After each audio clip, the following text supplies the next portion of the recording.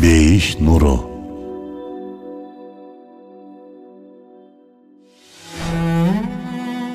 Пайгамбарыбыз саллаллаху алейхи вассалам айтты: Алымдар пайгамбарлардын мураскору. Атактуу алым профессор Мустафа Джеват Акшит АКШда өткөн бир конференцияда Жөөт улутундагы Йозеф Шахт аттуу ориенталист менен чыгыштануучу менен таанышып калат. Алар сүйлөшүп отурушуп, кептин нугу имам Сарахсиге келет. Йозеф Шахт имам Сарахси боюнча ушундай дейт: Бул адам баласы болушу мүмкүн эмес. Анткени андагы эс тутум адам баласында жок. Же ал периште, же ал башка бир нерсе. Бул сөздөн кийин Мустафа Джеват Акшит имам Сарахси тууралуу изилдегиси келип, анын китептеринен тартып жашаган жерине чейин изилдеп чыгат. Чыгармаларынын арасында эң атактуу болгон Аль-Мабсут аттуу 30 томдук китебин түрк тилине которууну туура көрөт. Бирок китепти котороордон алдын аалымдын кабырын зыярат кылып, Куран окуп, андан руханий бир уруксат алып койгоюн деген максат менен анын кабырын издеп баштайт. Бирок анын кабырынын кайда экени белгисиз болчу. Кайбир булактарда Өзбекстандын Маргаланында деген маалыматтарда бар эле. Джеват Акшит Маргаланга келип үймө-үй кыдырып, сураштырып чыгат, бирок майнап чыкпайт. Кийин аалымдын кабыры табылат, бирок анын кабыры ошол жерде экенин эч ким күткөн эмес эле.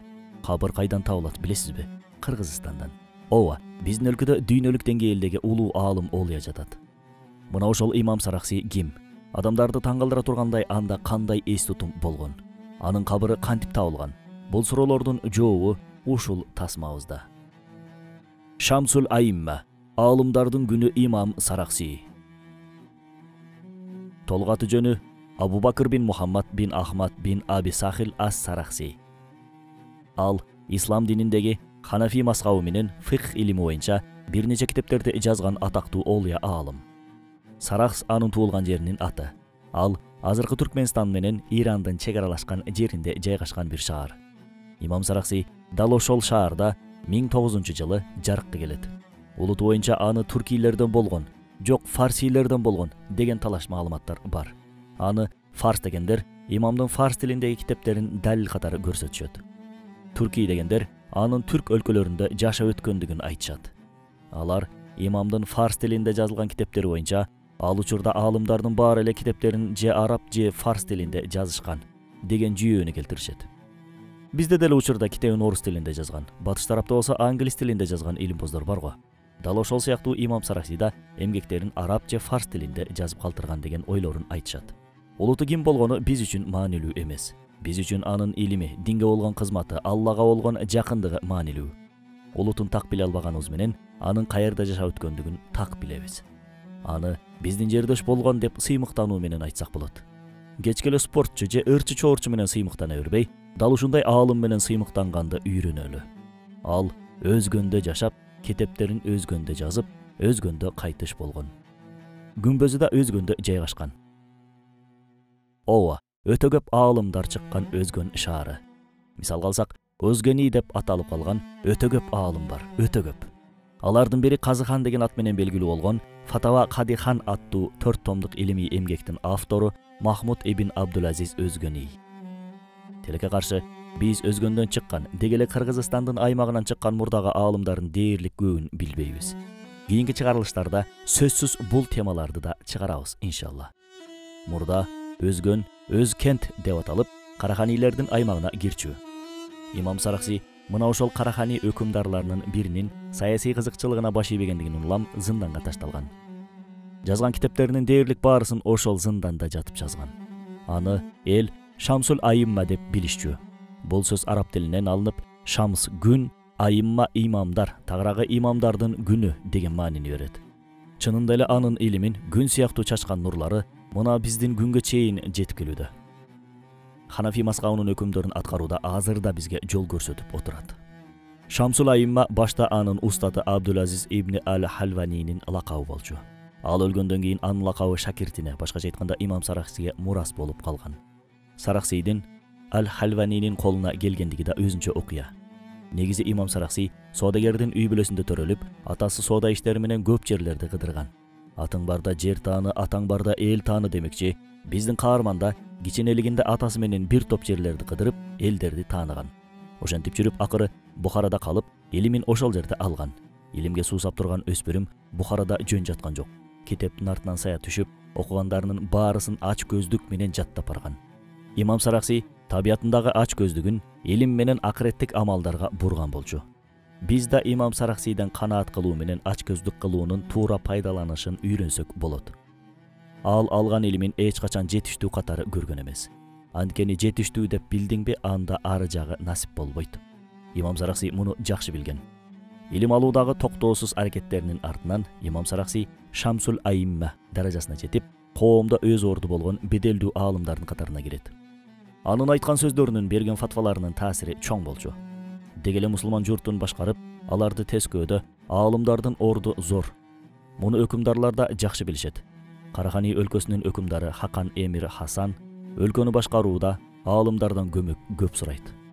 Өлкөдө орду болгон аалымдарды чогултуп, аларга салтанаттуу дасторкон жайып, өз оюн аларга салган. Ал өлкөнү башкарууда алардан жардам сурап, ар бир сөзүмдү колдоп коштоп турсаңар эле болду, дейт. Бирок ушул жерде кээ бирки аалымдар эмирдин айтканын кылса, кээ бирлери айтканын кылбай камалып кеткен. Булардын арасында Имам Саракси да бар эле. Аалымдар жөндөн жөн эле башчыга каршы чыга бербейт. Башчынын буйруктары чын эле коомчулукка зыянын тийгизип, динге бүтүндөй терс келип атса каршы чыгат. Жеке кызыкчылык үчүн, же купуя саясаты үчүн өлкөнүн иш аракеттерине каршы чыгуу бул чынында саткындык болуп саналат. Диндин кызыкчылыгы менен жеке кызыкчылык бүтүндөй башка экенин унутпоо абзел. Ошол эле кезде мамлекет тарабынан кабыл алынган чечимдердин артында биз билбеген чоң эл аралык аренага барып такалган саясатта жатышы мүмкүн. Айтор, айсбергдин учун гана көрүп чечим чыгаруу кыйын. Аллаху алим. Аллахтан эң көп аалым коркот. Аалымдан болсо эң көп залым коркот. Имам Сараксидей аалымдан корккон Эмир Хасан, залым, эмне үчүн аны зынданга таштатты. Бул маселе боюнча да бир нече көз караш бар. Биринчиси, Карахани өкүмдарлары орунсуз салык төлөмдөрү тууралуу мыйзам кабыл алат. Бул мыйзамдын туура эмес экенин имам ачык айтып чыгат. Бирок профессор Салих Тук Имам Сараксинин чыгармаларында бул божомол жөнүндө эч кандай маалымат кездешпегендигин белгилейт. Экинчиси, жогорудагы салыкка байланыштуу чыгарган Имам Сараксинин фатвасын кээ бирки кошоматчы дин бузарлар өкүмдарга жагынып таптакыр башкача өңүттө жеткизген. Бул кошоматчылык имамдын камалышы менен жыйынтыкталган. Үчүнчүсү, Хакан Эмир Хасан жаңы гана ажырашкан бир аялга үйлөнгүсү келет. Бирок шарият боюнча ажырашкан аялдар үчүн идда мөөнөтү бар. Бул мөөнөт 4 ай 10 күнгө созулуп, бул мөөнөт өткөнгө чейин аял эч кимге никелешип тие албайт.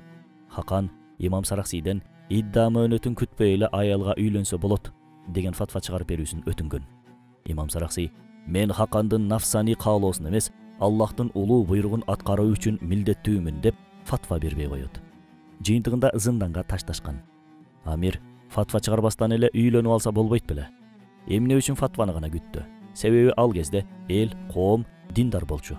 Башчысынын динге каршы иш кылганын билсе, дароо көтөрүлүш чыгып, мунун жыйынтыгы Амирдин тактыдан кулашы менен бүтөт эле. Мына ушундай диндар коомдун күчү менен түркийлердин алгачкы ислам дөөлөтү болгон Карахани кагандыгы 250 жыл өкүм сүргөн. 1212 жылы дөөлөт кулаган соң ордуна кайра эле Хорезм шах ислам мамлекети курулган.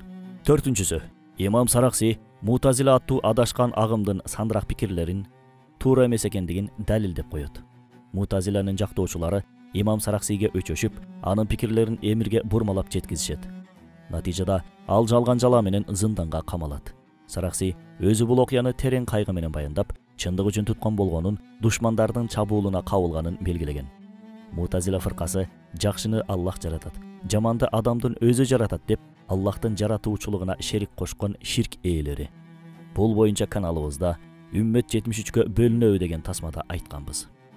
Профессор Мухаммед Хамидуллах болсо, аалымдын камалышынын саясий себеби болгонун айтат. Бул дүйнө сыноо дүйнөсү. Жигиттин жигиттиги, аалымдын аалымдыгы сыналып турат. Аллахтан башкасынан коркпойм деген мүдөнү иш жүзүндө да көрсөтө ала турган бир жай бул дүйнө. Бул бир эле аалымдардын эмес, бүткүл мусулмандардын негизги сыноосу. Имам Саракси камалган зындандын абалы азыркы абакканалардай эмес болчу. Зындан оозу тар келип, асты кененирээк болгон бир чуңкур. Имам Саракси ал жерде 1-2 күн калган жок, толук 15 жыл калды. Мынча көп камалаарын Имам Сараксидин өзү деле күткөн эмес эле. Имам Саракси мына ошол зындандагы жашоосунда да жөн отурган жок. Алган илимин өзү менен кошо көргө алып кетпөө үчүн китеп жаздырат. Негизи Имам Сарахсийдин боштондукта жүргөндө да жазган 2-3 гана китеби болгон. Бирок зынданда жүрүп ушул китептерди жазат. 30 томдон турган Ал-Мабсут аттуу көлөмдүү эмгеги. Сиерул Кабир, Зиядатул Зиядат, Шарху Жамиул Сагир, Шархул Жамиул Кабир, Шархул Мухтасару Тахави аттуу китептерди жазат. Ал-Мабсут Ханафи аалымдары колдонуп келген негизги адабият. Бул китепти Ханафи мазхабынын юриспруденциясы деп айтсак да жарашат. Ислам дининдеги фикх илими боюнча жазылган теңдешсиз салмактуу эмгек. Эң таң калыштуу жери Имам Сарахси бул китептерди башка булактарга карап жазган жок. Бүт баарын өз эс тутумунан алып жазган. Көрсө зынданга ташталганга чейин убактарда окуган китептеринин баарысын бир окушта эле жаттап алган экен. Ал унутууну унуткан адам эле. Демек Аллах динин сактоого милдеткер кылган кулдарына мына ушундай жөндөмдү да ыры болуп коет экен. Жөөт чыгыш тануучусу бул адам болуусу мүмкүн эмес деп айтканы да мына ушул сурду билбегендиктен улам. Чынында Имам Сарахсинин 15 жылдап зынданда жатып азап чегүүсүн сырттан карасаң оор абал. Бирок 15 жыл бою зынданда жатпаса бул улуу чыгармалар жазылмак беле. Биз адамдар дуушар болгон оор сыноолор кээде жакшы натыйжаларды алып келет. Биз аны билбей калабыз ошол мезгилде. Ошентип Имам Сарахси зынданда жатып шакирттерине китеп жаздырта баштайт. Баарын өз эс тутумунан жазган. Китебин карай турчу болсоңуз ар бир бетинде 5-6 аят, 5-6 хадис, 3-4 сахабанын сөзү, 3-4 аалымдын пикири жазылгандыгын көрөсүз. Сөзсүз түрдө 4 мазхаб имамынын да пикирин кошкон. Хадистердин рываят кылуучулары менен кошо айткан. Демек, Имам Сарахси ошонун баарын өз эс тутумунда сактап жүргөн. 30 томдон ашуун китепти эсинде сактап жүргөнүн элестетип жатасызбы? Окумуштуулар адамдын эс тутумунун күчү боюнча маалыматтарды айтып калышат. Андай маалыматты кантип кайдан алаары чындыгында белгисиз биз үчүн. Балким Имам Сарахси сыяктуу генийлердин мисалынан алышкандыр. Ким билсин? Кантсе да эч кайсы китепти пайдаланбастан 15 жыл бою башындагы эле илимди жаздыруу бул жөнөкөй нерсе эмес.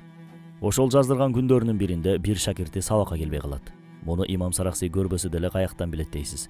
Көрсө ал күн сайын зындандын ичинде туруп, баланча ушул жердеби, түкүнчө ушул жердеби деп мектепте жоктогондой жоктоп турчу экен.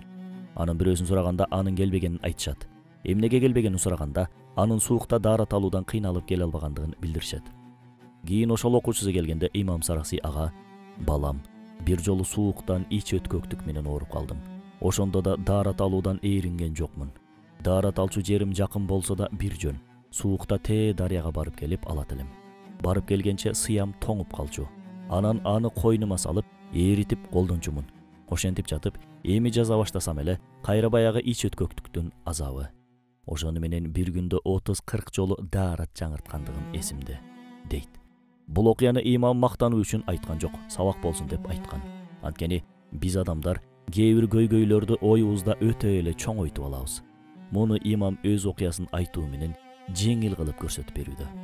Бир тараптан Имам Сарахси окуучуларына илим кандай алынаарын үйрөтүүдө. Илим алуу боюнча Абдуллах ибн Аббастан сонун эреже бар. Адамдар андан "Мындай илимди кантип алдың?" деп сурашканда, "Эки нерсе менен алдым" деген экен. Алардын бири катуу умтулуу, экинчиси болсо тартиптүү, бирдиктүү аракет. Демек, илимге умтулуп, кызыгып, тартиптүү аракет менен жетебиз. Илим шакиртинин жашоосунда "Атам өлдү, апам кайтыш болду, уулум каза болду, оорудум, той болуп калды" деген нерселер болбойт. Булар бир күндүн ичиндеги 1-2 сааттык абалдар. 1-2 саатта чечилип, кайра илим алууга кайтуусу керек. Кайра өз ишин улантуусу шарт. Имам Сарахсийдин жашоосунда да мындай шылтоолор болгон эмес. Шакирттери илим жазуу үчүн устаттарына келген кезде имамдын же намаз окуп атканын, же зикир тартып атканын, же кандайдыр бир ибадат менен алек болуп жатканын көрүшчү.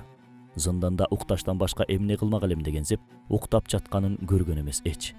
Дайыма Аллах менен байланышта эле. Ошентип, күндөр күндү кубалап отуруп, арадан 15 жыл өтүп кетет. Хижри 480-жыл, миладий болсо 1087 жыл. Сайфуддин Абу Ибрахим деген бир аалым өлкө жетекчисин атайы зыярат кылып барып, "Сизге бир нерсе көрсөтөйүн дегем. Бирок ал шаардын сыртында", дейт. Өкүмдар макул болуп, экөө шаардын сыртына чыгышат. Анан Сайфуддин өкүмдарга бир топ шакирттердин зындандын оозунда тегеректешип алып, бир нерсени жазып отурганын көрсөтөт. Өлкө жетекчиси ал жерде кимдин бар экендигин дале унутуп калган болчу. Барышса, зындандын ичинен бирөөнүн үнү чыгып, шакирттер болсо анын ар бири айтканын жазып жаткан болот. Өлкө жетекчиси Сайфуддинден «Бул ким?» деп сурайт. Сайфуддин ушинтип жооп берет. «Бул имам Сарахси. Мындай улуу аалымды бул жерде зынданда камап, өтө чоң күнөө кылып жатасың». Ошондо Карханилердин жетекчиси өкүнүп, имам Сарахсиди зындандан чыгарат. Бирок тилекке каршы андан кийин имам Сарахси көп жашаган жок. Арадан 3 жыл өтүп, тагыраагы 1090-жылы 81 жашында көз жумат. Тарыхчылар жакынкы жылдарга чейин имам Сарахсидин кабырын Маргыланда деп билишкен. Бирок өзгөндүк Майрам Исабаева аттуу эжекебиздин себеби менен анын кабыры өзгөндө экендиги аныкталган. 2004-жыл Оштогу теология факультетинин 10 жылдыгы өтүп, ага Туркиянын ошол кездеги муфтийи Мехмет Көрмез келип, студенттерден «Силер жашаган жерден кандай атактуу адамдар чыккан?» деп сурайт. Ошондо Майрам Исабаева өзгөндөн экенин, ал жерде имам Сарахси чыкканын, үйү болсо кабырынын жанында жайгашкандыгын айтат. Кылымдар бою таба албай келишкен кабырдын өзгөндө экенин угушканда алгач ишене алышпады. Кийин изилдеп чыгышса кабыр Маргыланда эмес, өзгөндө болуп чыгат. Себеби имам Сарахсидин китептеринде өзгөндө өзжент, узжант деп берет. Себеби араб тилиндеги г тамгасы ж тамгасы менен жазылып калган болчу. Имам Сарахсинин кабыры табылган соң, ал жер оңдоп түзөлүп, мечит курулуп, атайын илимий маданий комплекске айланган. 2017-жылы Бишкек шаарында эски православ мүрзөсүнүн ордуна 23 000 киши бата турган чоң борбордук мечит курулуп, имам Сарахси борбордук мечити деп аталат. Ооба достор, 1000 жыл илгери биз менен жердеш жашаган мындай улуу аалым менен сыймыктансак жарашат. Бирок ар кандай спорт жана кино жылдыздарынын жашообузда пир тутуп жүрүп, өз тарыхыбызды унутуп салганыбыз кандай гана өкүнүчтүү. Бүгүн имам Сарахсидин өмүр таржымалы көпчүлүккө жаңылык болду окшойт. Кантсе да адамдар унутушу мүмкүн, бирок Алла эч качан унутпайт.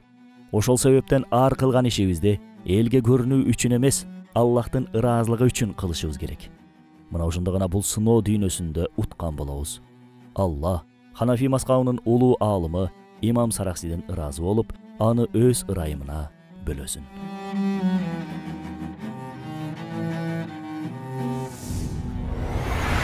Бейиш нуру.